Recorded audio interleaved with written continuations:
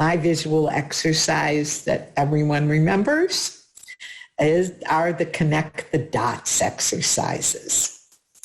And connecting the dots is are a series of exercises that go from the very kind of simple to very complex three-dimensional shapes overlapping. And with connecting the dots, you have to recognize not only discrete relationships, but you have to be able to identify shapes in different orientations. And you have to plan your behavior. You have to think about what you're doing. This is a beginning dot exercise. And in this exercise, on the left, you see there's a triangle and then there's a square. And we're going to, on the right, we have to complete the images so that the triangle becomes a triangle, the square becomes a square. Okay, and that seems simple, but they become more complex and overlap. And then they become even more complex. And then there's one on top of the other. So what happens is we develop complexity in the dot exercises. Now, if you see that a student can do, let's say here. Am I still in the right place? Good. Okay, here we go. Okay. A student has a difficult time when one shape overlaps another. There are two different things you can do. You use one color specifically for the square, and always try and use the same color because that will help their develop the visual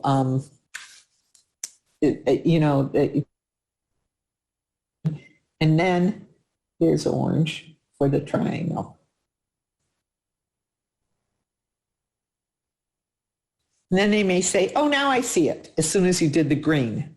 Maybe they'll say, I see it now. Okay, and another way, so this is one technique of mediating, highlighting the dots that create the shape. Another, and then of course, if they see it after you do one, don't do the second one. Minimize the mediation. And let's say, then you can do the key, the hints, and take and just color those lines. So on this exercise, let's see, up here, you might want to show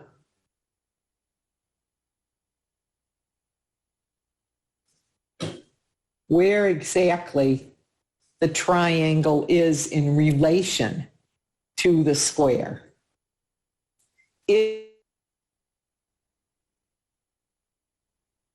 Let them go. And if they do 20 pages and 2 of the pages are incorrect, look at those and see do an error analysis. Was the mistake, was it the square that was it that was it the orientation of the confusing to the individual, or was it the overlap? I don't know. We have to do an error analysis. Or was it that they just needed to slow down and think before they did something? So we have, all of these opportunities for rehearsal. And then as soon as someone can do the square and the triangles, you give them 2 squares, and then 3 shapes, 2 squares and a triangle. And then we have a whole series of three-dimensional images. When you look at the cube, before you begin, you say, do you see that there are two different colors of dots? Some are filled in and some are clear. And this, do you see where that the filled in dots make a square? Okay. So then you can say, okay, and you do these and you do this. And then what I do is I rotate.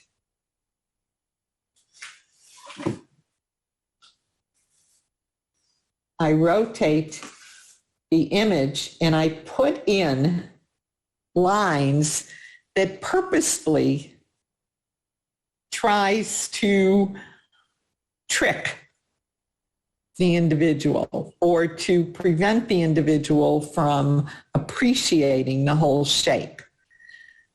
So then they look at this and they say, I don't see it. I don't see it.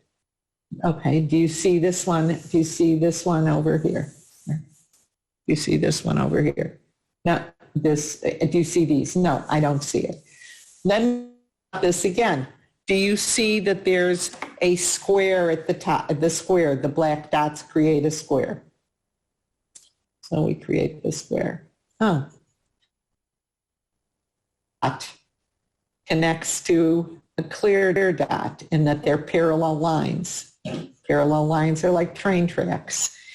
And help the student, help the individual develop a strategy for breaking down what seems to be a difficult task into something far more simple.